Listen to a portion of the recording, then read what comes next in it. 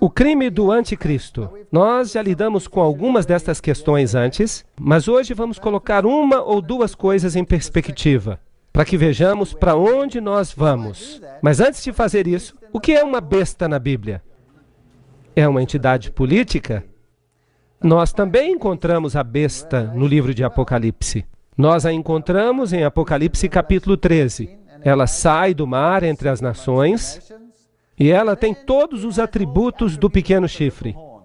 Todos os atributos do chifre pequeno. E nós vamos lidar com essa profecia em detalhes, eu acho que amanhã à noite. Amanhã à noite. E alguém me perguntou antes, os Estados Unidos estão na profecia? Bem, venham e assistam amanhã à noite. Nós vamos olhar o que a Bíblia diz e você vai decidir por si mesmo se os Estados Unidos estão ou não na profecia. Nós estamos vivendo numa época cheia de tempestades. Agora, se algo caminha como um pato, parece com um pato e faz quack como um pato, então provavelmente ele é um pato, certo? Então, se alguém tem os mesmos atributos do pequeno chifre de Daniel capítulo 7, então qual é a possibilidade que seja de fato o chifre pequeno de Daniel capítulo 7? Boa possibilidade, certo? Ok. Então, este poder sobre o qual vamos falar amanhã à noite, há muita coisa para a gente falar sobre ele. Não dá para falar só em uma noite. Bem, mas de qualquer forma, vamos observar este chifre pequeno, vamos ver alguns aspectos do que ele fez. O poder do chifre pequeno. Em Daniel 7:25, nós vimos ontem à noite que ele tentou mudar os tempos e as leis. É claro que ele não pode mudar os tempos e a lei. Ele não pode mudar os tempos e ele não pode mudar a lei de Deus. Ele só acha que pode. Ele é pretensioso. Ninguém consegue alterar a lei de Deus. Ninguém faz isso e escapa. Vocês concordam? Lembra-te do dia de sábado para o santificar. 6 dias trabalharás e farás toda a tua obra. Mas o 7º dia é o sábado do Senhor teu Deus. Nele não farás nenhuma obra. Tu, nem teu filho, nem tua filha, nem teu servo, nem tua serva, nem o teu gado, nem o teu estrangeiro, que está dentro das tuas portas. E há uma razão, pois em 6 dias o Senhor fez os céus e a terra. O que a teoria da evolução faz com este texto? Ela os joga num cesto de lixo. Mas quantas palestras nós demos aqui para dizer que nós não podemos jogar este texto numa cesta de lixo? Eu acho que foram umas 4 palestras. Você não pode jogar isso numa lata de lixo, mas por que tanto esforço para jogar isso na lata de lixo? Porque se essa parte não está na cesta de lixo, então você fica encrencado com esta outra parte. O mar e tudo que está nele. E ele descansou no 7º dia. Portanto, o Senhor abençoou o dia de sábado e o santificou. Êxodo 20:8-11. Isso significa que o Senhor o separou para um uso santo. Agora, o homem foi criado homem e mulher, representando a comunicação no nível horizontal. Ele devia formar uma confederação. Mas sem Deus nessa equação, nós acabamos tendo o que temos hoje. Caos absoluto. Não apenas no casamento, mas em geral. Deus precisa estar presente na equação. Há uma história muito interessante.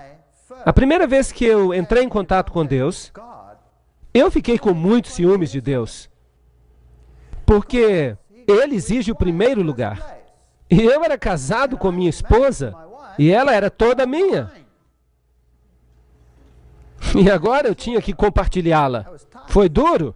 E eu andei por aí com a minha cara lá embaixo durante todo o tempo em que eu estava pensando nisso. Talvez eu seja um sujeito esquisito, mas eu estava pensando sobre isso. Mas eventualmente, quando eu comecei a perceber o caráter de Deus e o seu egoísmo absoluto, se uma pessoa é 100% sem egoísmo, como Jesus Cristo, que se entregou completamente pela humanidade, mas se ele é totalmente egoísta, quanto é que você vai receber desta transação quando você lida com esse indivíduo? Você vai receber 100%. E essa é a beleza da coisa. Veja, se você ama Deus supremamente, você recebe o amor de Deus supremamente. Sem qualquer egoísmo. derramado sobre você. E a bênção se torna tão grande que o relacionamento entre homem e mulher aumenta. É o relacionamento da glória. Você pode chamar pelo nome que você quiser. Melhora milhões de vezes. Ele é aumentado porque Deus entra na equação. De fato, Deus conserta muitos dos nossos rituais egoístas. Quantas pessoas se encontram unidas umas às outras por laços egoístas, de modo que uma pessoa não pode exercer a sua liberdade porque a outra o restringe. Mas se você tem o Espírito de Deus em você, você perde o seu egoísmo e a sua visão muda completamente. E você quer fazer com que a outra pessoa seja ainda mais feliz e você concede mais liberdade a essa pessoa. E é claro, isso é perigoso aos olhos do mundo, porque liberdade significa que você pode fazer o que você quiser. Então é uma questão de escolha. Se você está tomando as suas decisões no reino daquilo que Deus considera certo e justo, então o seu relacionamento, ele frutifica, é uma bênção. E aqui está Deus dizendo que você tem que guardar o sábado, porque em 6 dias o Senhor fez os céus e a terra, o mar e tudo que está neles. Ele é o Criador. Ele é que causou a existência de todas as coisas. E Ele descansou no 7º dia. Ele descansou. Será que Deus se cansa? Não, Deus não se cansa. Que descanso é esse que Ele encontrou, então, em seu relacionamento com o homem? Ele descansou porque no homem, Ele encontrou o cumprimento de todo o seu plano para o universo inteiro. Todo o seu plano. No homem deveria se manifestar a glória de Deus. Ele criou o homem para a sua própria glória. É isso que a Bíblia diz. Em outras palavras, o homem deveria refletir ao universo a sabedoria de Deus. É um propósito nobre, muito nobre. São pensamentos maravilhosos. E aqui Deus observa essa nova criação dele e ele encontra descanso nessa criação. É como você quando está tendo um novo relacionamento. Você se encontrou com esta mulher dos seus sonhos, e se você é uma mulher, você encontrou este homem dos seus sonhos. E vocês ficam separados por um tempo, e então vocês se encontram de novo pela primeira vez. E vocês olham um para o outro e vocês se abraçam, e não há nada o que dizer, exceto, descanso, encontrar paz num relacionamento. Isso está fazendo sentido para vocês? E Deus descansou porque Ele encontrou paz no relacionamento. E Ele sabia que haveria uma parede que seria erigida ao redor dele como consequência. Porque o diabo ficou irado quando Deus criou o homem. Ele estava zangado, mas Deus encontrou o seu descanso no homem. E agora, o homem pode encontrar o seu repouso em Deus, a despeito de tudo o que acontece ao nosso redor. Então ele descansou no 7º dia. E por isso o Senhor abençoou o dia de sábado e o santificou. Vocês sabiam que 2 pessoas que estão apaixonadas e se amam, elas podem encontrar descanso uma na outra, mesmo que o mundo inteiro ao seu redor esteja em guerra. Sabiam disso? Claro que podem. E nós só podemos encontrar descanso em Deus. Então Deus pegou o sábado e o separou para um propósito santo. E Ele disse ao homem, agora você pode ter domínio. Você pode sair daqui e fazer o que você quiser fazer. Sujeite o mundo inteiro a você. Tenha domínio sobre ele. Altere-o, modifique-o, faça o que você quiser com ele. Mas uma vez por semana, venha aqui para que nós tenhamos uma comunhão santa juntos. Nós podemos conversar todos os dias. Nós podemos caminhar juntos todos os dias. Mas vamos separar um dia. É disso que eu estou falando. Êxodo 20, capítulo 11, está escrito: pois em 6 dias fez o Senhor os céus e a terra, o mar e tudo que há neles. E Ele descansou. E a palavra hebraica usada aqui é noar. Antes havia sido usada a palavra Shabbat, o 7º dia. E por isso o Senhor abençoou o dia de sábado e o santificou. E se você procurar a palavra noar numa concordância hebraica, significa descansar, estabelecer-se. Significa fazer parte de uma confederação. É como eu já disse, significa estar juntos. Ter esta sensação que, uau, nós temos que estar juntos.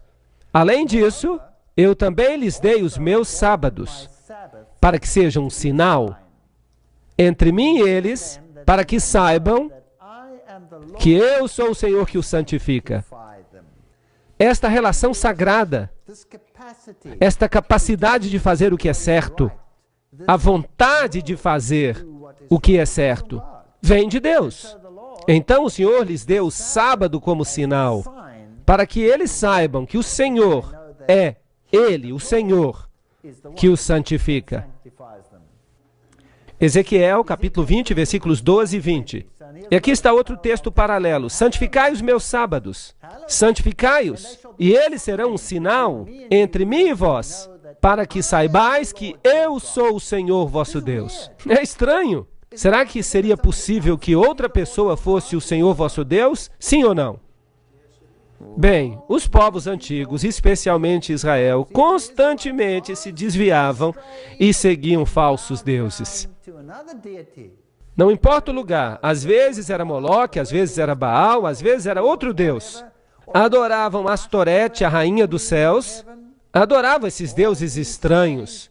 Mas Deus disse, peraí, escutem aqui, vou fazer um pacto com vocês. Se vocês santificarem os meus sábados, eles serão um sinal entre mim e vocês, para que vocês saibam que eu sou o Senhor, seu Deus. É como se fosse um teste, uma espécie de teste. Êxodo 31, verso 13. Fala também aos filhos de Israel, dizendo, em verdade guardareis os meus sábados, pois o sábado é um sinal entre mim e vós, através das vossas gerações, para que saibais que eu sou o Senhor, que vos santifica. Não há outro, eu sou o que santifica. Êxodo 31, 16. Portanto, os filhos de Israel guardarão o sábado, para observar o sábado através das suas gerações, como um concerto perpétuo. Vamos dar uma olhada nesse sinal. É um sinal, em hebraico a palavra é oath, entre mim e os filhos de Israel para sempre. Por quê? Pois em 6 dias o Senhor fez os céus e a terra, e descansou no 7º dia, e recebeu refrigério. Nafash. Este é um verso muito interessante. Então é um sinal. E por quê? Porque Deus é o Criador. Ele é o dono. E Ele diz, vocês têm que me escolher, fui eu que fiz vocês. Os outros não fizeram vocês. Estão roubando vocês. E não estão oferecendo nada a vocês, a não ser a morte. Então é um sinal e Deus recebeu refrigério.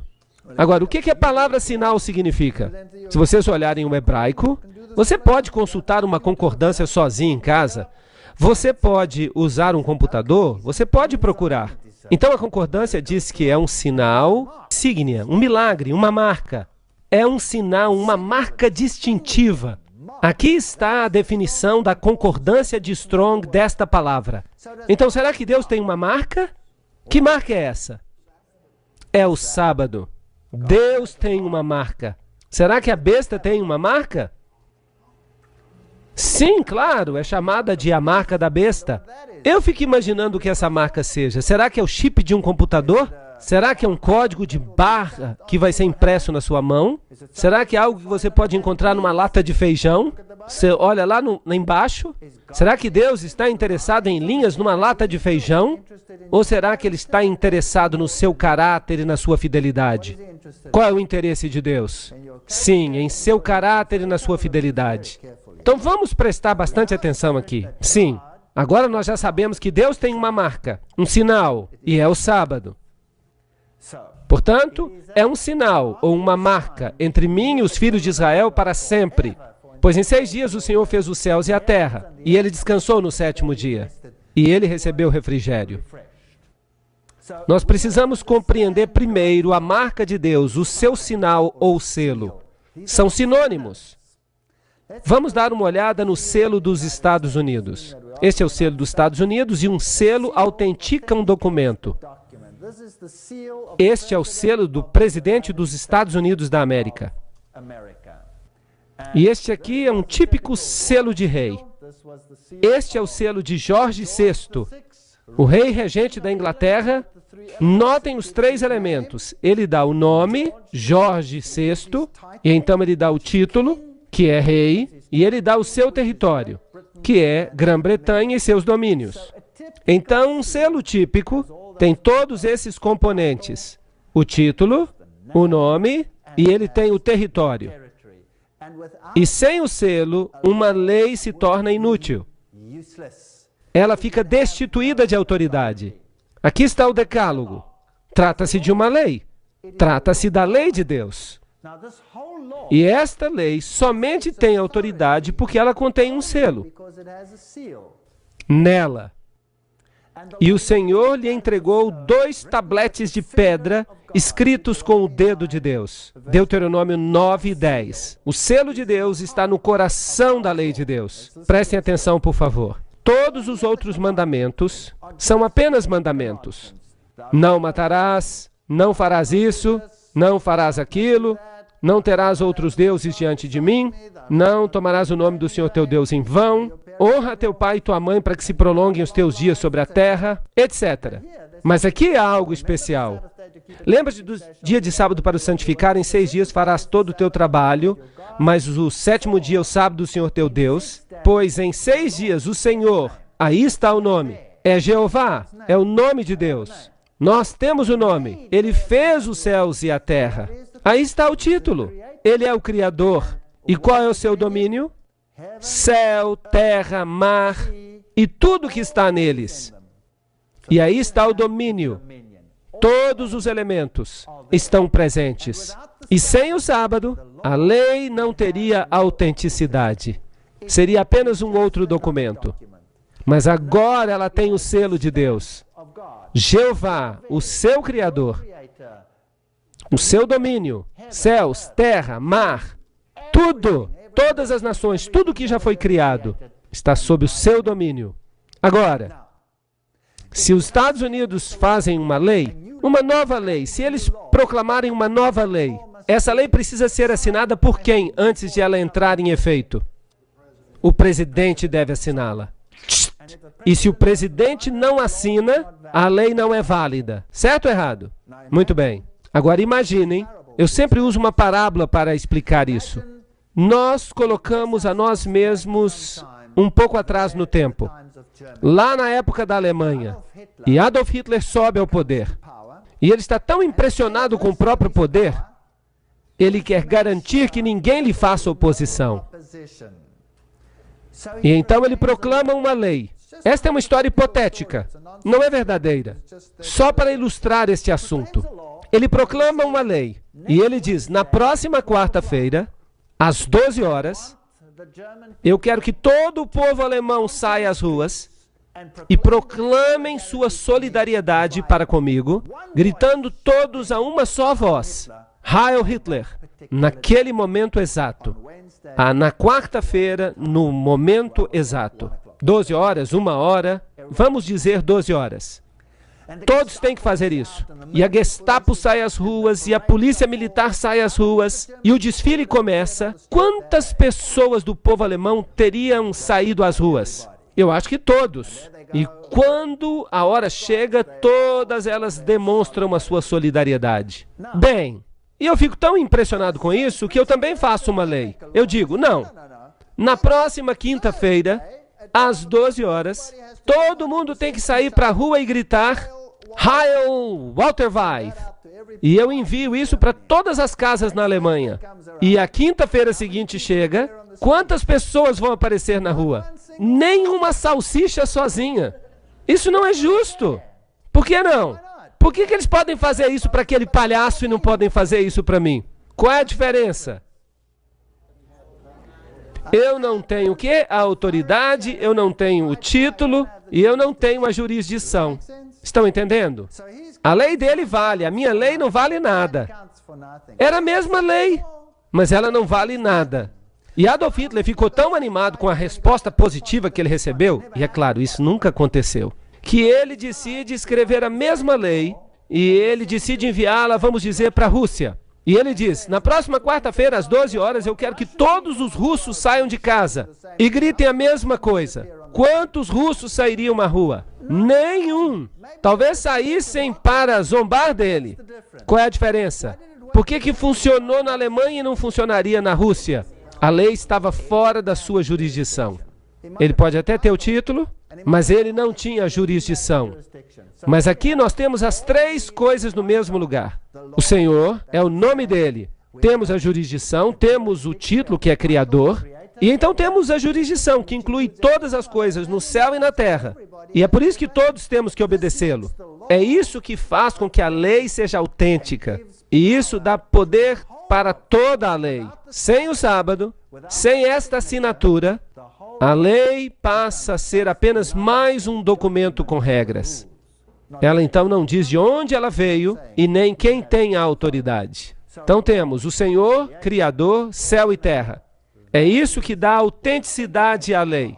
Estão todos entendendo até aqui? Sem isto, a lei não é autêntica. Então, o selo de Deus contém seu nome, seu título e seu território. Além disso, eu lhes dei os meus sábados para que sejam um sinal entre mim e eles, para que eles saibam que eu sou o Senhor que os santifica. Como é que eu mostro a Deus que eu estou disposto a obedecê-lo? Será que eu devo colocar, então, uma grande bandeira? Será que eu visto um tipo especial de roupas? Será que eu devo usar um chapéu especial? O que será que eu tenho que fazer? Será que eu só preciso obedecer a Ele e guardar aquele dia porque foi Ele quem ordenou? Não é este o maior sinal de todos? Fazer alguma coisa simplesmente porque esta é a ordem de Deus. Uau! Isso é ótimo. Mas e se outra pessoa aparecer e me disser, espere aí um minuto, espere um minuto, o que está acontecendo aqui? Quem você pensa que você é? Obedecendo aquele preceito e mostrando fidelidade àquele poder. Eu estou lhe dizendo, eu não quero que você obedeça a eles, eu quero que você obedeça a mim. E eu estou lhe dizendo, vamos mudar isso. Vamos ver quem é mesmo que tem autoridade na sua vida. É Deus ou sou eu? E eu estou lhe dizendo que você tem que obedecer a mim e não a Deus. Tem problema com isso? Você teria problema com isso. Eu uso uma outra parábola, uma parábola. Eu conto a história de, por exemplo, saibam que isso é uma hipótese. É uma boa parábola, eu sempre gosto de usá-la. Mas algumas pessoas pensam que isso de fato aconteceu, mas não aconteceu. É só uma parábola. Vamos presumir que eu estou casado com a minha esposa faz muitos anos e que eu tenho filhos. E então um dia, um palhaço aparece. Será que eu posso usar a palavra palhaço neste país? E ele consegue falar com a minha esposa e ela decide me deixar para ficar com ele. E ela então se muda para viver com ele. Casa-se com ele. E leva as crianças com ele. E eu fico devastado. Devastado. E ela está ali com esse outro rapaz.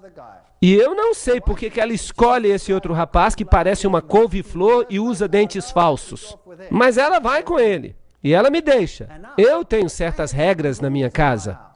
Que as crianças deviam ir dormir na hora certa, que tinham que fazer o dever de casa, que tinham que ajudar na casa, que não deveriam assistir a filmes ruins na televisão, e que se saírem de casa têm que voltar antes de ser muito tarde. Regras assim, regras normais. E esse novo rapaz, ele diz para os meus filhos quando eles se mudam para viver com ele, nesta casa, eu tenho uma autoridade. E eu quero que vocês façam algumas coisas na casa, eu quero que vocês não cheguem em casa tarde. E ele coloca as mesmas boas regras que eu tinha. Eu teria algum problema com essas regras que ele está impondo? Sim ou não? Eu não teria qualquer problema com essas regras. Mas vamos supor que ele tem uma regra extra. E ele diz para os meus filhos, escutem, eu tenho uma regra extra. Era o seu pai que tinha autoridade sobre vocês no passado. Sim, o seu pai tinha autoridade sobre vocês no passado. Mas isso acabou. Eu sou a nova autoridade da vida de vocês.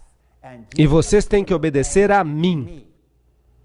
E os meninos vão dizer, peraí, nós temos direito de visitar o nosso pai. E eles sabem que eles podem me visitar num dia que o juiz especificou. Mas esse rapaz fala, de jeito nenhum, vocês têm que ouvir a mim. Vocês não têm que obedecer mais o seu pai. Vocês acham que eu teria alguma dificuldade com esta nova regra? Claro! Eu o pegaria pelo nariz e eu faria uma plástica dele, girando o nariz dele 360 graus. Agora, por que essa nova regra me irrita?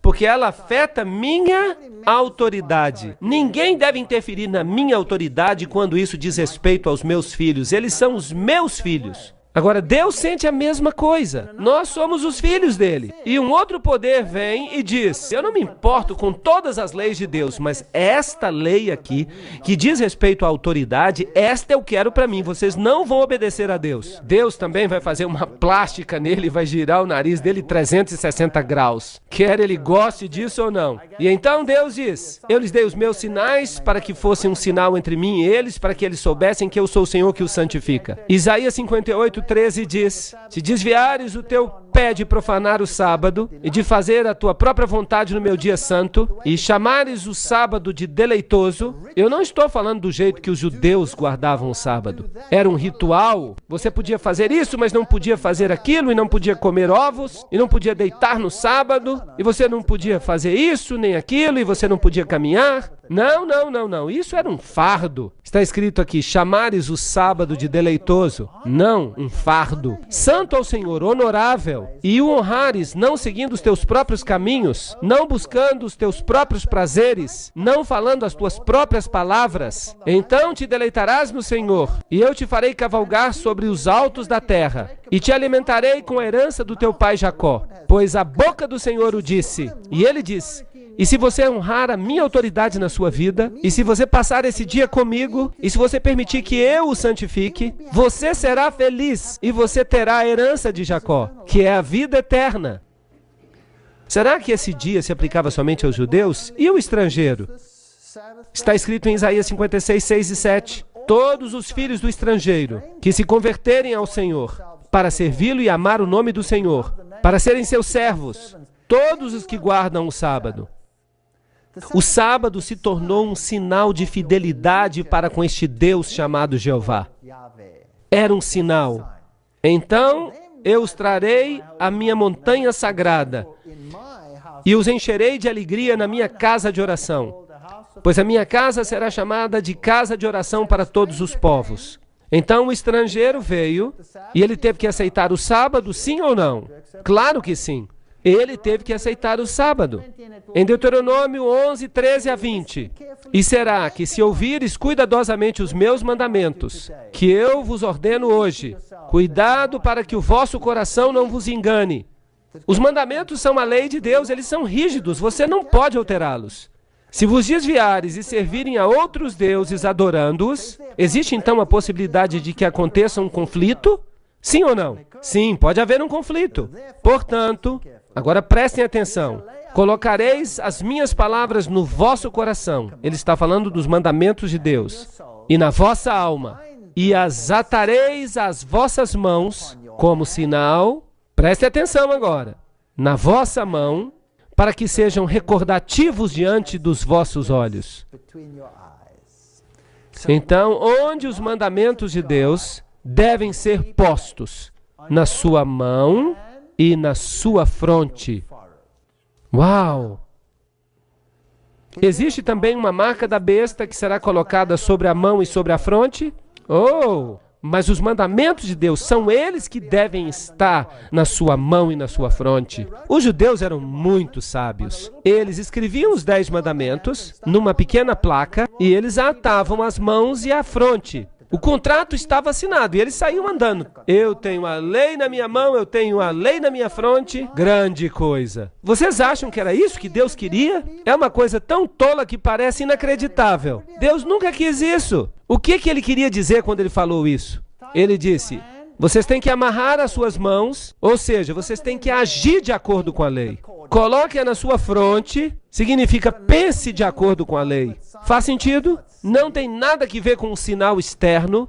Deus não é tolo, e estas palavras que eu te ordeno hoje devem estar no teu coração. É aí que Deus quer a sua lei. Por que eles também não pegaram uma placa e enfiaram uma placa no coração? Eles não fizeram isso. E as ensinarás cuidadosamente aos vossos filhos. E as amarrareis como sinal sobre a vossa mão. E serão recordativos nas vossas frontes, diante dos vossos olhos. Deus está falando do pensamento cognitivo. Aqui está a lei de Deus. E eu devo obedecer a ela. Ele é o meu Deus. Eu o seguirei. É isso que significa.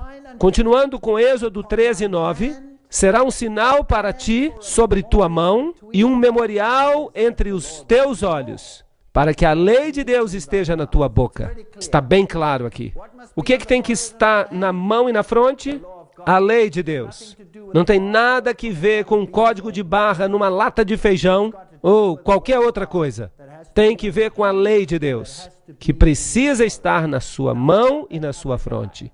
E aquele outro cara? Aquele que parecia uma couve-flor e tinha dentes falsos, que pega os seguidores de Deus. De fato, ele não se parece com uma couve-flor, nem tem dentes falsos. Ele é lindo. Isso me irrita. Ele os leva para longe e os engana. Os engana. E ele diz, não, não, não, não.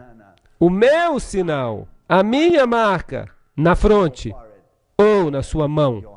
Vamos dar uma olhada. Qual é o propósito, então, do sábado? Um dia de descanso, um dia de bênçãos, um dia de paz, um sinal, um memorial da criação, um símbolo da santificação, um dia santo e concerto perpétuo. Era isso que o sábado significava. Você se lembra de Marcos 2:27? O sábado foi feito para o homem, e não o homem para o sábado. Isso não destrói o sábado. Isso diz para você que o homem precisa do sábado. O homem precisa desta comunhão com esse Deus que ele precisa conhecer, para saber quem Deus é. O Deus a quem servimos é o Deus do sábado. É Ele o Deus a quem servimos. Senão, quem é Ele? Ele é o Deus da sexta-feira? Ele é o Deus do domingo? Ele é o Deus da quarta-feira? Ele é o Deus dos hindus? Ele é o Deus dos budistas? Ou dos shintos? Ele é esse ou aquele? Eu lhes digo uma coisa, Deus é o Deus do sábado. É bem simples, a Bíblia nos diz isso. Ó, que tu des ouvidos aos meus mandamentos, então que a tua paz seja como a de um rio, e que a tua justiça seja como as ondas do mar. Isaías 48:18. Você saberia exatamente onde você está. Deuteronômio 5:29. Ó, que houvesse tal coração neles, que eles me temessem e guardassem os meus mandamentos. 9 deles ou todos eles? Todos os meus mandamentos, sempre, para que pudesse ser bem com eles e com seus filhos para todo sempre. Bem, tendo estabelecido isso, por que então guardamos o domingo? Por que nós não guardamos o sábado? Por que o mundo cristão guarda o domingo? O domingo. Vamos perguntar ao Dicionário Internacional Webster. Alguns dos novos dicionários, eles são espertos. Você tem que ter cuidado. Mas nos velhos dias, eles davam a seguinte definição. Esse dia era chamado no passado assim porque ele havia sido dedicado ao sol, ou à sua adoração. A enciclopédia Schaffhauser diz, o domingo, dies solis, do calendário romano, dia do sol, sendo dedicado ao sol, o primeiro dia da semana. Os novos dicionários Oxford dirão, domingo, o dia depois do sábado. Isso é patético. Isso não é mais uma definição. Essa é uma definição em termos de outra definição. Ela não significa nada mais. Mas aí está. É isso que é. É o dia do sol. É o dies solis do calendário romano. É o dia do sol. E é o primeiro dia da semana. O sábado é uma palavra hebraica que significa descanso. O domingo foi o nome dado pelos pagãos ao primeiro dia da semana, porque era o dia no qual eles adoravam o sol. John Edick, Enciclopédia Bíblica, página 561. Você pode conferir isso. Está tudo lá. As referências estão lá. Pegue um dicionário comum e veja o que ele diz. Portanto, o sábado não é o domingo. Ele é o sábado. O domingo é o primeiro dia da semana, mas o mundo cristão guarda o domingo. Vejam esta fotocópia aqui. É a fotocópia de um dicionário. Sétimo dia, sábado. O sétimo dia da semana. Sábado, o sétimo dia da semana. Daniel 7:21. Lembram-se que ele disse, e ele, o pequeno chifre, nós o identificamos na noite passada, falará palavras contra o Altíssimo e perseguirá os santos do Altíssimo e cuidará de mudar os tempos e as leis. E eles lhe serão entregues na mão por um tempo e tempos e metade de um tempo. Agora, Apocalipse 13:7 fala sobre esta besta que tem todos os atributos do chifre pequeno. E nós já dissemos que, se parece com um pato e anda como pato, Então, deve ser provavelmente um pato. Então, esta besta é exatamente o mesmo poder que o poder do chifre pequeno. E nós vemos aqui que esta besta implementará, com a ajuda do outro poder, sobre o qual falaremos amanhã à noite, a marca da besta. Agora, nós já estabelecemos qual é a marca de Deus. Qual é ela? É o sábado. E onde ele deve ser escrito? Na fronte e na mão. Agora, foi-lhe dado fazer guerra contra os santos e derrotá-los. E o poder foi dado a ele sobre todas as tribos e línguas e nações. Apocalipse 13:7. E ele faz com que todos, grandes e pequenos, ricos e pobres, livres e escravos, recebam a marca na sua mão direita ou em suas frontes, para que nenhum homem possa comprar ou vender, exceto quem tem a marca, ou o nome da besta, ou o número do seu nome. Este texto é fascinante. Nós vamos falar mais sobre ele em detalhes. Nós vamos dividi-lo. Cada aspecto desse texto será aberto. Há uma pequena diferença entre a marca de Deus e a marca da besta. E é uma diferença bem pequena. Ela está aqui e diz: todos, pequenos e grandes, ricos e pobres, livres e escravos, para que recebam a marca na sua mão direita e nas suas frontes. A marca de Deus deve estar na sua mão direita e na sua fronte. Deus não fica satisfeito com um serviço pela metade. É tudo ou nada. Esta besta fica feliz se você tiver apenas na sua fronte. Isto é, se você pensa que está bem e que você age de acordo com ela. Mas ele também fica feliz se você não acha que está bem, mas você vai com os outros porque você não tem outra escolha. Será que isso está fazendo sentido? Desde que você a obedeça, a besta não se importa por quê, se você está convencido ou não. Desde que você a obedeça. E se você não o fizer, haverá um boicote econômico. Você não será capaz de comprar ou vender. Eles congelarão a sua conta bancária. E se você não tiver esta marca ou o número, e nós vamos falar também sobre isso. Agora, vamos olhar a assim chamada Decretália Romana. Isso vem de uma fonte católica romana. Na Decretália, ele, o Papa, pode pronunciar sentenças e julgamentos em contrário aos direitos das nações, à lei de Deus e ao homem. Ele é um homem muito poderoso. Ele pode se libertar dos mandamentos dos apóstolos, sendo seu superior, e das regras do Velho Testamento.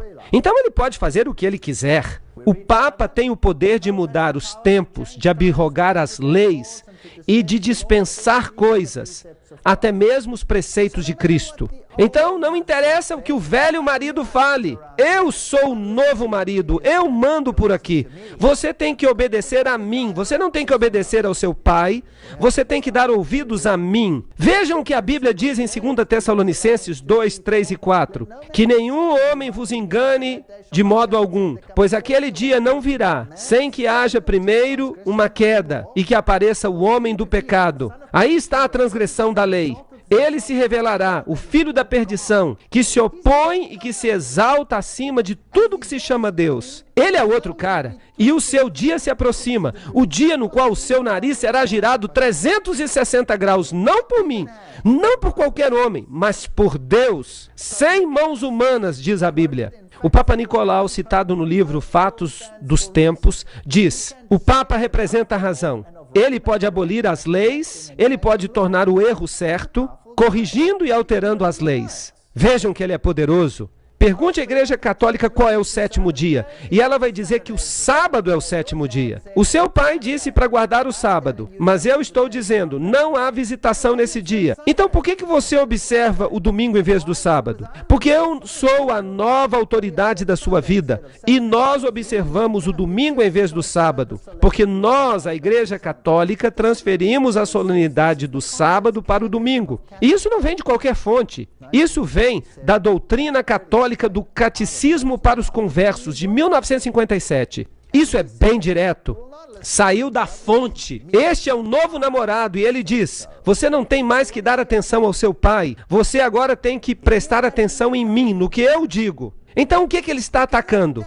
Ele não está atacando a autoridade de Deus? Você não pode atacar a autoridade de Deus na força de nenhum outro mandamento, exceto do sábado. Você só pode atacar a autoridade de Deus na força do sábado, porque é Ele que determina a sua autoridade. Portanto, o que é a marca da besta, então? Nós temos uma besta que diz: você aceitará a minha marca, e ela estará sobre a sua mão ou sobre a sua testa. Nós temos um selo de Deus, que é a marca que diz: você deve guardar os mandamentos de Deus. Não há meio termo aqui. O que a besta fala? Qual é a marca da besta? É isto que a Revista Católica de setembro de 1923 diz: o domingo é a nossa marca de autoridade. Então, qual é a marca da besta? Ela diz que é o domingo. A igreja está acima da Bíblia. Eu sou o novo namorado. Você não tem que ouvir as regras do seu pai. Você tem que ouvir a mim. E esta transferência da observância do sábado é a prova desse fato. Revista Católica. Ali eles estão dizendo isso. Então nós temos duas marcas nesta terra. E a escolha é nossa. Ou nós obedecemos a Deus, ou nós obedecemos ao novo namorado. É isso aí.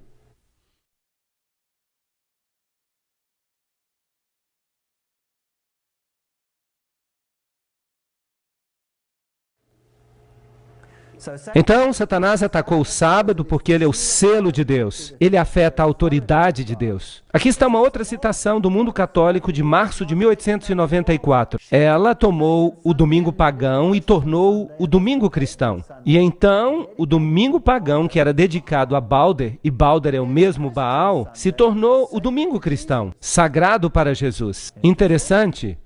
Aqui está outra, da fé de nossos pais, do cardeal Gibbons. Claro que a Igreja Católica alega que a mudança foi sua responsabilidade. E o ato como realizado é uma marca de seu poder eclesiástico.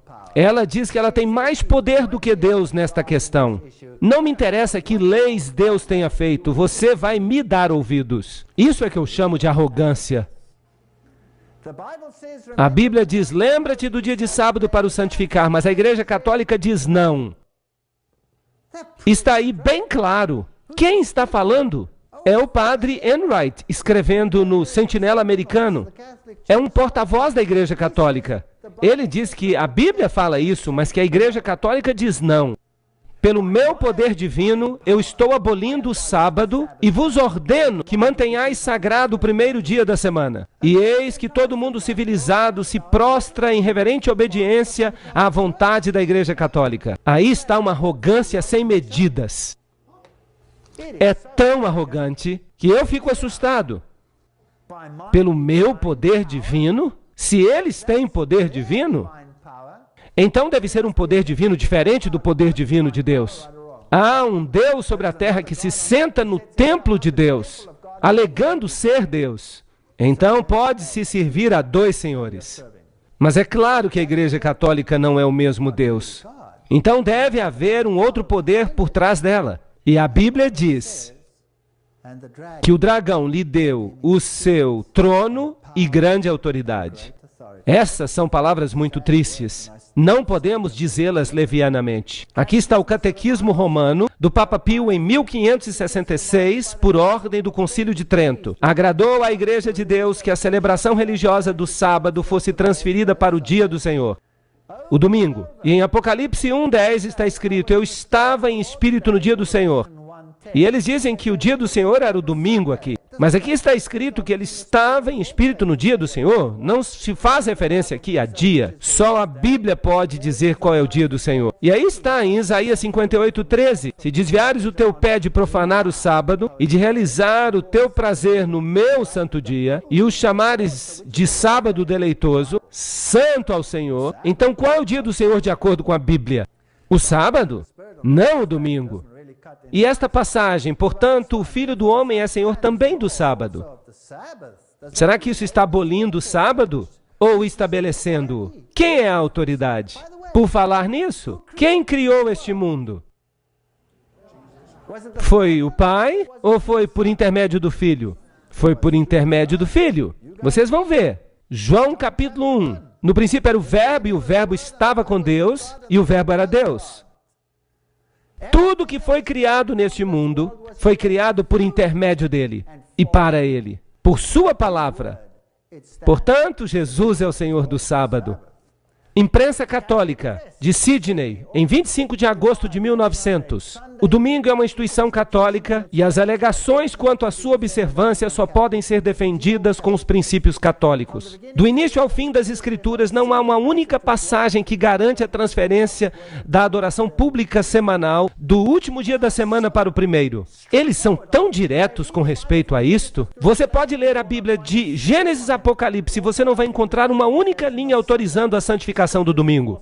As Escrituras propõem a observância religiosa do sábado. James Cardinal Gibbons. A fé de nossos pais. A Igreja Católica está jogando a isca e dizendo: aí, pegue ou deixe, a escolha é sua. O sábado cristão é, portanto, até este dia, o reconhecimento da Igreja Católica como esposa do Espírito Santo, sem uma palavra de discordância do mundo protestante. Eles estão dizendo para os protestantes: se vocês são protestantes, por que vocês nos obedecem? Vocês estão nos obedecendo, quer gostem ou não.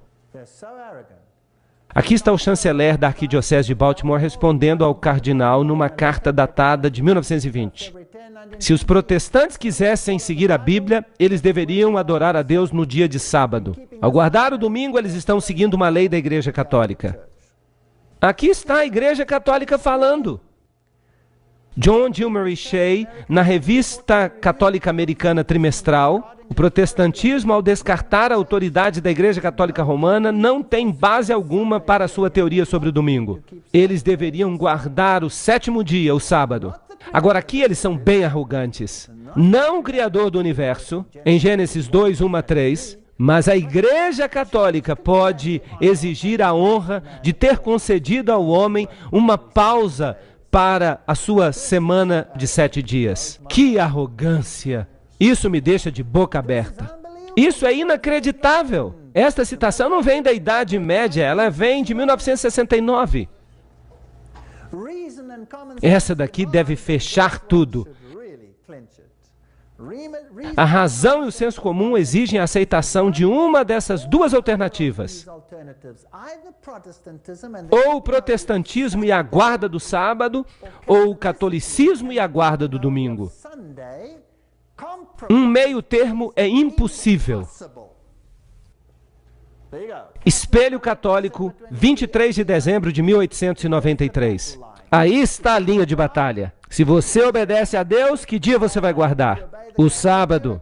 Se você obedece à Igreja Católica, você deve guardar o domingo.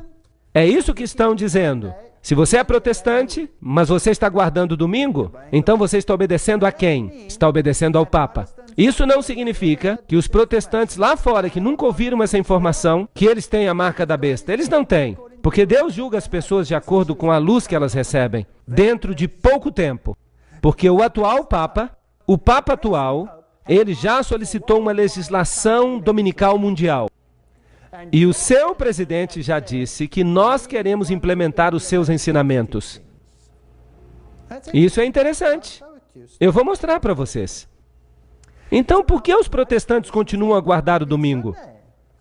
O que eles dizem? Eles sabem isso ou não sabem? Sim, eles sabem. Sim, eles sabem. Vamos passar umas citações rapidamente. Vamos ver os episcopais. Há algum mandamento no Novo Testamento para mudar o dia de repouso semanal do sábado para o domingo? Nenhum. Manual de Doutrina Cristã. Este é o principal livro deles. Nós fizemos a mudança do sétimo dia para o primeiro dia, de sábado para domingo, sob a autoridade da única Santa Igreja Católica Apostólica de Cristo, no livro Por que Guardamos o Domingo. Bem, é isso que os episcopais falam. Mas eles são muito próximos dos católicos. Mas eles dizem que eles sabem, mas eles guardam o domingo. Muito bem. A Igreja Luterana. Nós observamos o dia do Senhor, domingo, ou a observância do dia do Senhor, o domingo, não é encontrada em nenhum mandamento de Deus, mas na autoridade da Igreja. Essa é a Confissão de Augsburgo. Este é o documento central do luteranismo. Está no Manual Católico sobre o Sábado, parte 2, seção 10. Eles sabem. Muito bem. E os presbiterianos? Uma mudança do dia a ser observado, do último dia da semana para o primeiro. Não há registro e nenhum mandamento expresso autorizando esta mudança. No livro Sábado Cristão, de N.L. Rice. Muito bem. E os metodistas? Em relação à questão do domingo, não há nenhuma passagem dizendo aos cristãos para guardarem esse dia, ou para transferir o sábado judaico para aquele dia. O Advogado Cristão, 2 de julho de 1942. Então os metodistas também sabem. E os congregacionalistas? Está bem claro que não importa quão rígida ou devotamente nós guardamos o domingo, nós não estamos guardando o sábado. Não há nenhuma linha sequer no Novo Testamento que sugira que nós incorramos em qualquer penalidade ao violarmos a suposta santidade do domingo. Este é o livro Os 10 Mandamentos do Dr. Dale. E os anglicanos? Muitas pessoas pensam que o domingo é o dia de guarda, mas nem no Novo Testamento, nem na igreja primitiva, não há nada que sugira que nós temos o direito de transferir a observância do sétimo dia da semana para o primeiro dia. O sétimo dia da semana é o sábado e não o domingo. O reverendo Lionel Beer, do livro Igreja e Povo. E os batistas? Havia e há um mandamento para guardarmos o sábado, mas o sábado não era o domingo. Não há nenhuma evidência escriturística da alteração da instituição do sábado do sétimo dia para o primeiro dia da semana. O que nós temos aqui é qualquer um falando? Não, este se chama Hiscox e ele é o autor do Manual Batista. Ele deveria saber. Então todos eles sabem. Aqui está o reverendo Philip Carrington, o arcebispo anglicano de Quebec.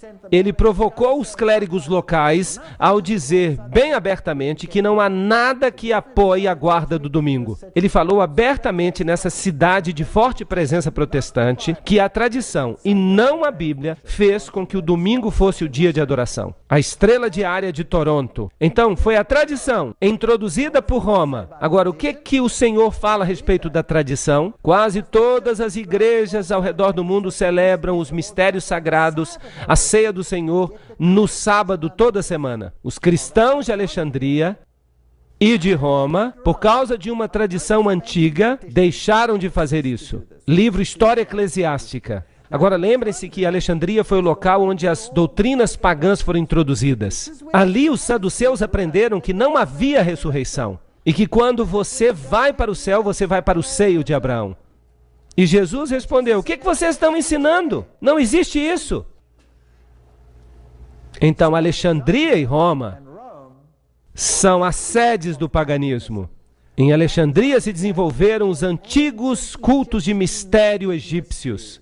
E com base no cabalismo e no gnosticismo e na antiga tradição. O registro católico diz que o domingo não é encontrado nas escrituras, mas na tradição. E é uma instituição definitivamente católica. Nós vamos falar sobre isso em detalhes impressionantes. O que o paganismo fez e o que o ocultismo fez. Eles controlaram essas decisões. O Novo Testamento não faz qualquer menção explícita de que os apóstolos mudaram o dia de guarda, mas nós sabemos isso pela tradição. Esse é o novo e revisto Catecismo de Baltimore. São documentos autoritativos da igreja. Dizem que tudo se baseia na tradição, mas a Bíblia diz, em Mateus 15, 3, 6 e 9, mas ele respondeu: por que transgredis o mandamento de Deus pela vossa tradição? E anulais o mandamento de Deus pela vossa tradição. Mas em vão me adoram, ensinando as doutrinas que são os mandamentos de homens. Você pode fazer isso ou não? Não, você não pode. Você não pode substituir a obediência pela tradição. Essas pessoas me honram com seus lábios, mas seus corações estão longe de mim. Adoram-me em vão. Seus ensinamentos são regras ensinadas pelos homens. E ele lhes disse: colocais de lado os mandamentos de Deus para observar as vossas próprias tradições. Marcos 7, 7 a 9. Então a Bíblia diz uma coisa, Roma diz outra, e aqui temos a base de um conflito. E essa base de conflito, ela vai florescer como um cogumelo. E isso vai ser deflagrado dentro de pouco tempo, em breve. A autoridade da igreja não pode, portanto, ser limitada pela autoridade das Escrituras. Porque a igreja tinha mudado o sábado para o domingo. Não pelo mandamento de Cristo, mas pela sua própria autoridade. Cânon e Tradição, página 263. Aí está. A escolha deve ser feita, quer queiramos ou não. Atos capítulo 20 diz: Pois disso eu sei que após a minha partida, os lobos entrarão e eles vão mudar as doutrinas. Muito bem, se vocês forem até a sua igreja e lhes perguntarem por que guardamos o domingo, então haverá um tumulto e um melindre. E eles vão tentar trazer algumas passagens da Bíblia, embora todos os seus escritores autoritativos já tenham dito que não há base bíblica para a mudança. E eles vão dizer que há textos na Bíblia que dizem que as pessoas adoravam no primeiro dia da semana e que é por isso que nós deveríamos adorar no primeiro dia da semana. Ou então eles vão dizer que Jesus aboliu o sábado e que ele o cravou na cruz e por isso nós não mais o guardamos. Ou então eles vão dizer para você, como é que você pode saber que dia é o sábado? Porque já teve tanta mudança de calendário, isso não importa. Pode-se guardar qualquer dia. Mas qual foi o dia que Deus pediu que nós guardássemos? O sábado? Imagine que você tem um encontro com a sua namorada. Uma namorada que você não vê há muito tempo. E ela diz, quarta-feira de manhã às 7 da manhã. Esse é o horário que eu vou chegar. Por favor, me pegue na rodoviária. E você diz, tá bom, tá certo. Eu vou na quinta. Você acha que ela vai ficar feliz?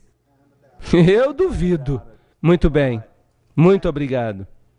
O primeiro dia da semana. Vamos olhar esses textos, porque eles são usados para defender a guarda do domingo. O primeiro texto vem de Mateus 28:1. Está escrito, há 8 textos a respeito do primeiro dia da semana. E o primeiro diz, no fim do sábado, quando começou o primeiro dia da semana, vieram Maria Madalena e a outra Maria ver o sepulcro. Aí está. Há alguma coisa aqui sobre a mudança do sábado, sim ou não? É uma declaração meramente histórica. A Bíblia com o inglês atual diz que o sábado tinha passado e que já amanhecia o domingo, quando Maria, etc, etc. É uma declaração meramente factual. Não há nada nesta passagem.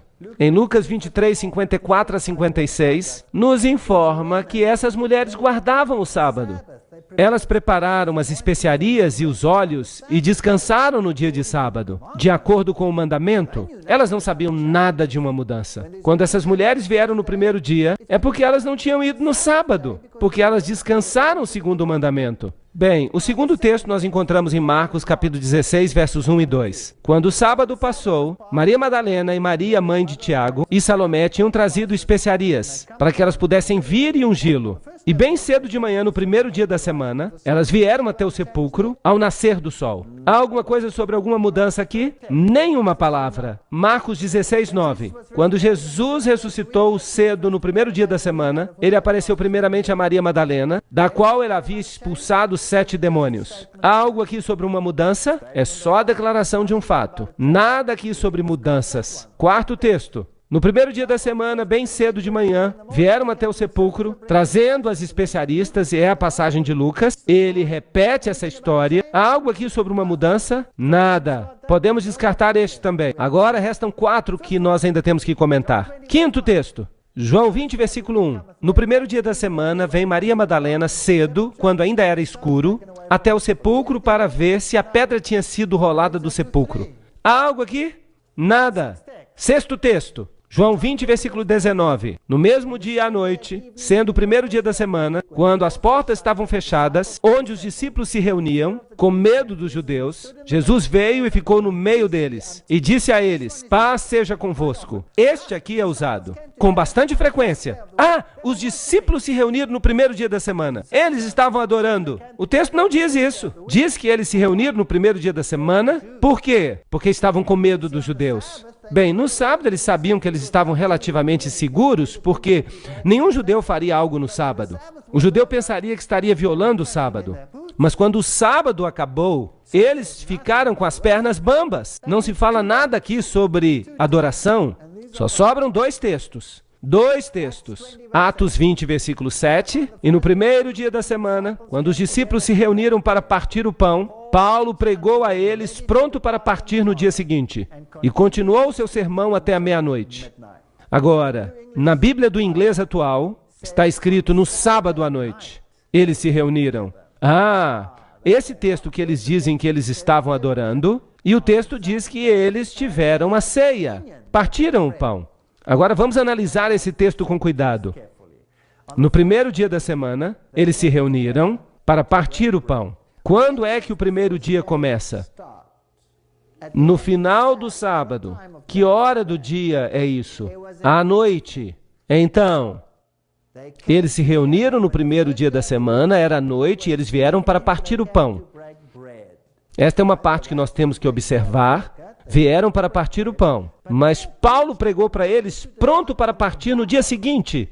Quando amanhecesse, seria ainda que dia?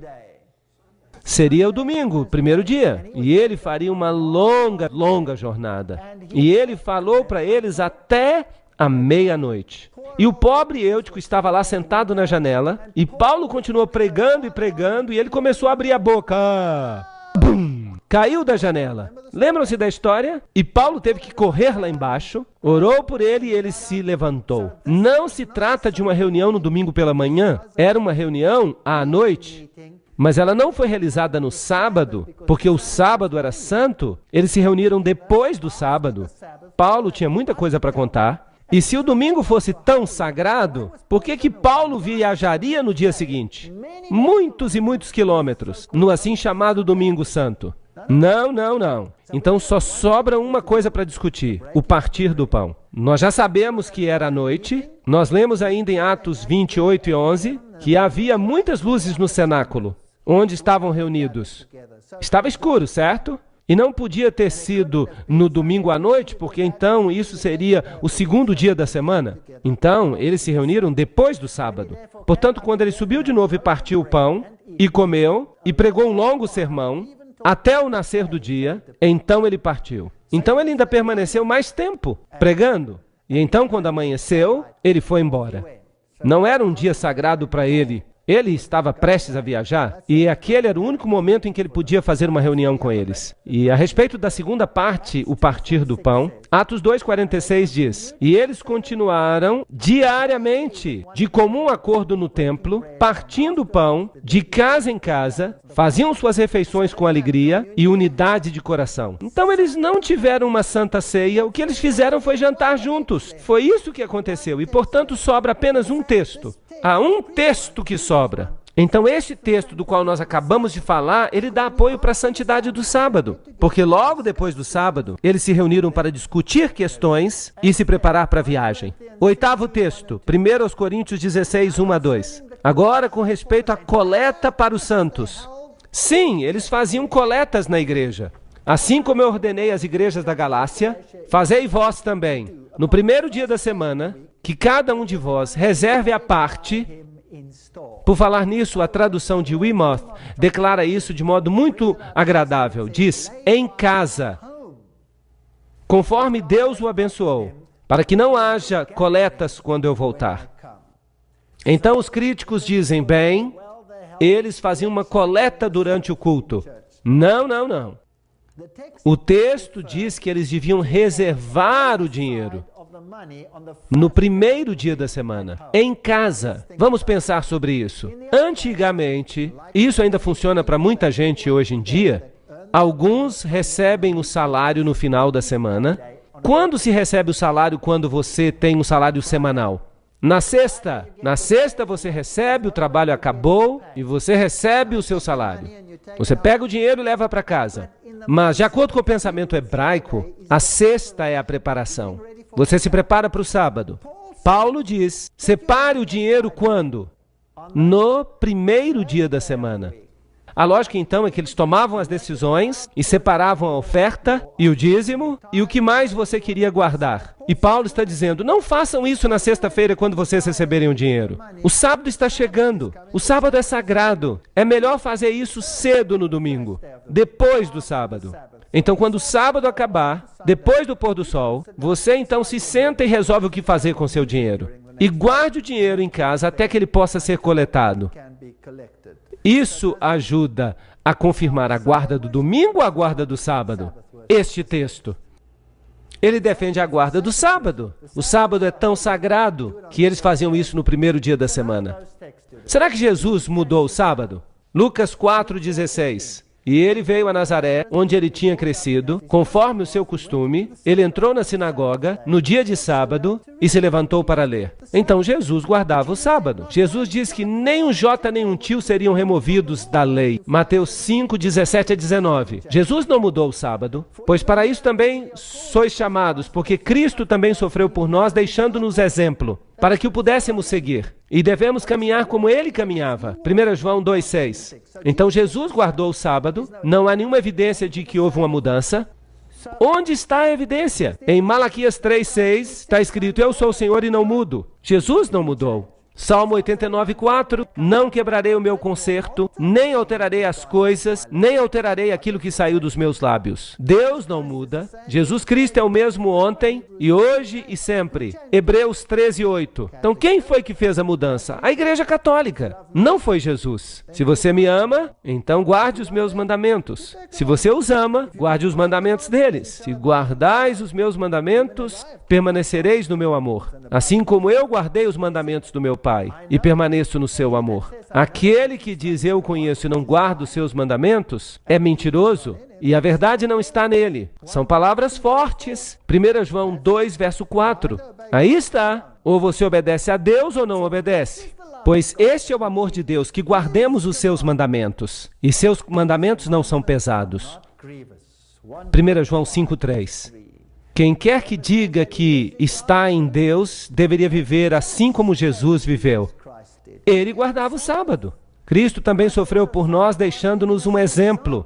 Se você me ama, guarde os meus mandamentos. Aí está o exemplo. Bem, o mundo cristão pode dizer: a cruz mudou o sábado.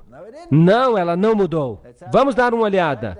E aquele dia era a preparação, sexta-feira. A palavra preparação só é usada para sexta-feira. Lucas 23, 54. E as mulheres também que vieram com ele da Galileia, contemplaram o sepulcro e como seu corpo estava posto. Lembram-se dessa história? E elas voltaram e prepararam especiarias e perfumes e descansaram no sábado, de acordo com o mandamento. E encontraram a pedra removida no primeiro dia. Aqui estão os 3 dias da crucifixão. Temos a preparação, sexta-feira, temos o sábado, Jesus descansando na tumba, os discípulos descansando, os discípulos, as mulheres, e no primeiro dia, as coisas começaram a acontecer de novo. Não houve mudança.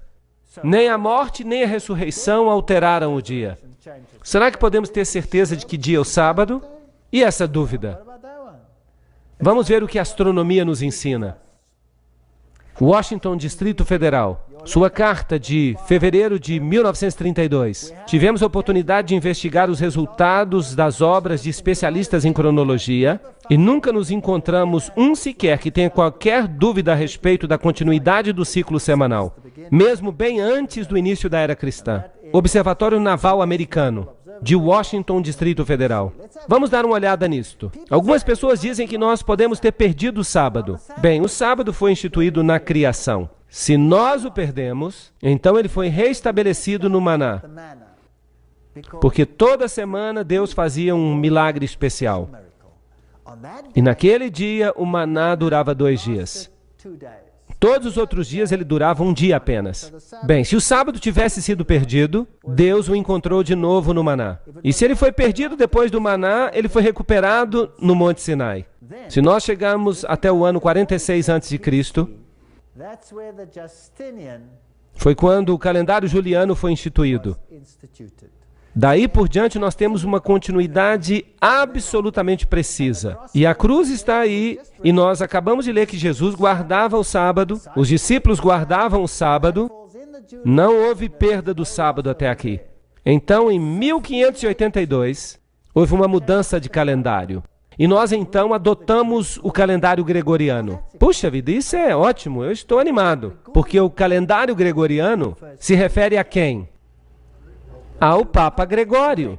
E o Papa Gregório decidiu mudar os tempos. Por quê? Porque havia uma coisa que o incomodava, mas ele não mudou o sábado, nem tocou nele. Nós estávamos em outubro, de 1, 2, 3, 4 para 15 de outubro. Nós pulamos alguns dias aqui, mas o ciclo semanal não foi afetado, de modo algum. Então o sábado continua intacto. Ele nunca foi perdido. Por falar nisso, por que o Papa quis mudar o calendário?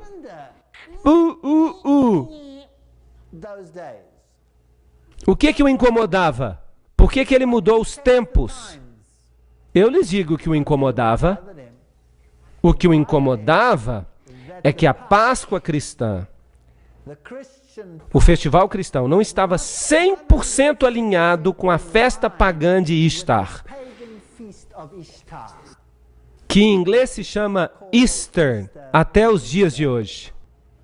E ele queria modificar o calendário com respeito àqueles dias, para que o mundo pudesse guardar todas as festas pagãs, em vez de reconhecer aquilo que estava de fato na Bíblia. Vocês sabiam que houve uma guerra em consequência disso? Os ingleses disseram, de jeito algum, nós não vamos concordar com isso. Houve uma guerra como consequência, e eles foram forçados, porque nós vamos guardar os festivais pagãos, nós não vamos obedecer à Bíblia. Esse povo é muito arrogante. Nem um dia foi perdido. A mudança de data do 4 para o 15 não afetou o ciclo semanal. Qual é o dia que os judeus guardam hoje? O sábado, o mesmo que sempre. Mateus 24, 20. Orai para que a vossa fuga não se dê no inverno, nem no sábado.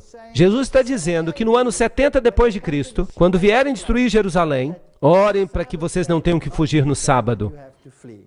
Ele previu então que o sábado continuaria sendo guardado até aquela época. Um último texto. Sacudam a cabeça, acordem.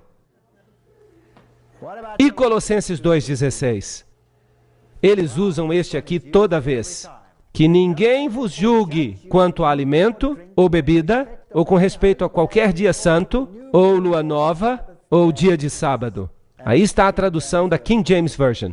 Que ninguém julgue vocês com respeito ao sábado. De fato, está dias de sábado. E se referem aos sábados cerimoniais. O dia de sábado se refere ao 7º dia da semana. O sábado. Que ninguém julgue vocês com respeito a carne ou bebida, ou com respeito a dia de festa, ou lua nova, ou sábado. Aí está a versão padrão americana. Muito bem. Qual dos mandamentos tem que ver com comida e bebida? E lua nova? E todas essas coisas. Algum mandamento? Que lei tem que ver com comida, bebida, lua nova e coisas assim? A lei cerimonial. Anulando a escrita de ordenanças que eram contra nós, que eram contrárias a nós. Removeu-as do caminho, pregando-as na cruz. Portanto, que ninguém vos julgue. Então eles dizem que Jesus pregou o sábado na cruz. Não, Jesus nunca pregou o sábado na cruz. Ele pregou duas coisas na cruz. Toda a lei cerimonial foi pregada na cruz, porque Jesus se tornou o cumprimento da lei. E a condenação da lei também foi pregada na cruz. Mas não a lei. Como eu sei disso? Porque está escrito aqui que essas leis, a escrita das ordenanças, que era contra nós, e apenas os escritos de Moisés, a lei cerimonial, deveriam ser postos num livro e colocados ao lado da arca como testemunho, diz o Velho Testamento, contra nós. Uma sombra das coisas que viriam, mas o corpo, a substância delas, é Cristo. Colossenses 2,17. Vamos fazer uma breve recapitulação. O sábado semanal foi instituído no Éden, certo? Muito bem. E ele aponta para a criação. Existia antes do pecado. Aí está, apontando para a criação. Santificai os sábados, guardai os sábados, porque em 6 dias o Senhor fez os céus e a terra, o mar e tudo que nelas há. Ele nos lembra de onde nós vimos os sábados de sombra. Em outras palavras, a festa dos pães asmos, a Páscoa, a festa das ofertas mexidas, as primícias, todos esses sábados especiais. Eles podiam acontecer em qualquer dia. Eles apontavam para o ministério de Jesus, eles apontavam para frente, para Cristo. Os sábados cerimoniais se conectavam com o serviço do santuário, um serviço de sombra, e apontavam adiante para a redenção. Quando Colossenses diz que o sábado era uma sombra de coisas vindouras, para quem que ele apontava? Para Cristo, sua substância sendo Cristo. Então, quando Cristo morreu, ele pregou a lei cerimonial na cruz. Nós não temos que guardar esses sábados especiais. Nós não temos que guardá-los. Ou seguir os rituais da Páscoa, porque se referiam a comida e bebida, e a especificação de quanto do cordeiro deveria ser comido, e questões assim. Essas leis falam de cerimônias, mas o sábado tem que ver com a criação e os 10 mandamentos. Bem, esses são os únicos textos que são usados contra o sábado. Será que os discípulos mudaram o sábado? E Paulo, segundo seu costume, foi até eles e por 3 sábados arrazoou com eles com as Escrituras, falando aos judeus. E então está escrito, e ele arrazoava na sinagoga todo sábado com os judeus e com os gregos. E quando os judeus saíram da sinagoga, os gentios suplicaram que essas palavras fossem pregadas a eles no sábado seguinte. E no sábado seguinte, quase toda a cidade se reuniu. Nós lemos isso em Atos capítulo 13, versos 42 a 44. Paulo e os discípulos pregavam no sábado, guardavam o sábado, quer falassem com os judeus, quer falassem com os gentios. Aqui está o ponto. Aqui está a paciência dos santos. Aqui estão aqueles que guardam os mandamentos de Deus. Quantos deles? Todos os 10. E a fé de Jesus. Apocalipse 14, 12.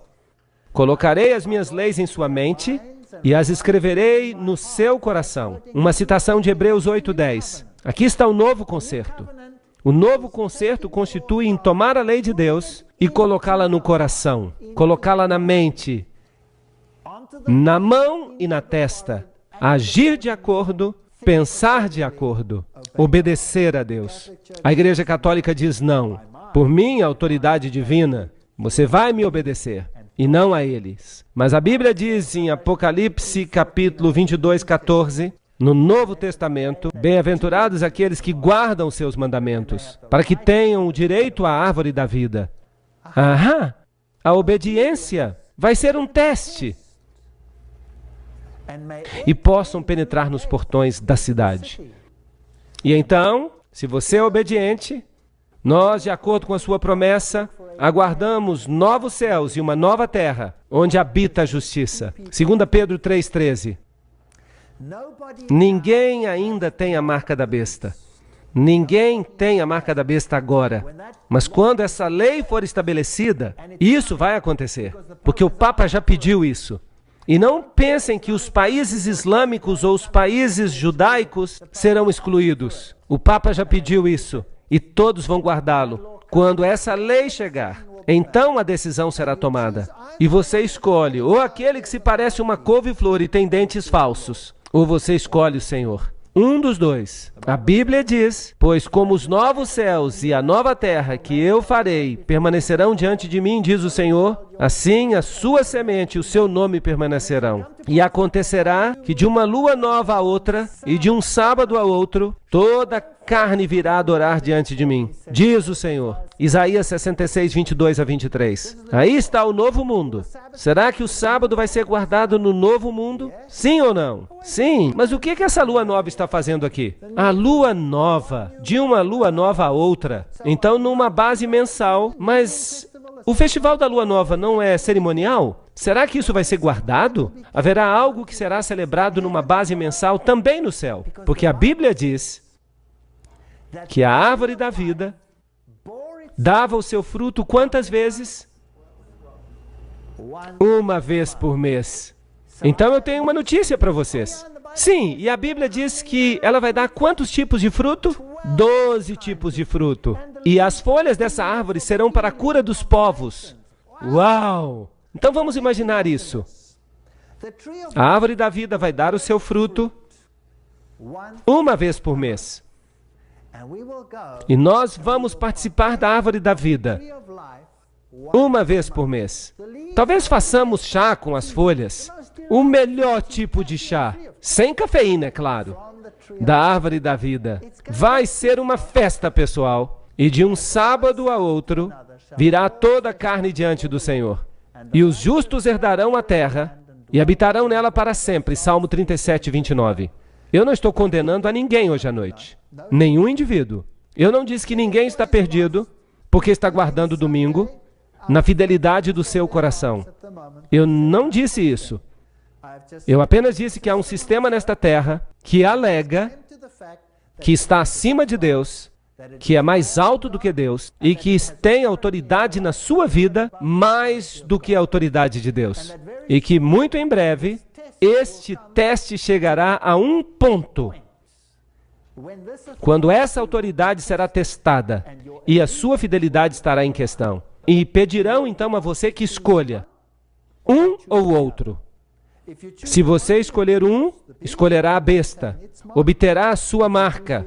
Mas se você escolher o outro, então você vai obter a marca ou o selo de Deus e você será selado para Deus. É isso aí. A obediência não está apenas no dia, porque o sábado representa quanto da lei?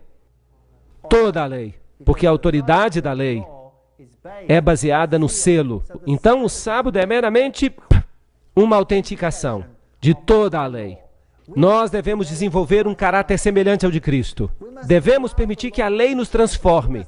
Precisamos de um relacionamento com o Senhor. Simplesmente por guardar a lei, ninguém será salvo.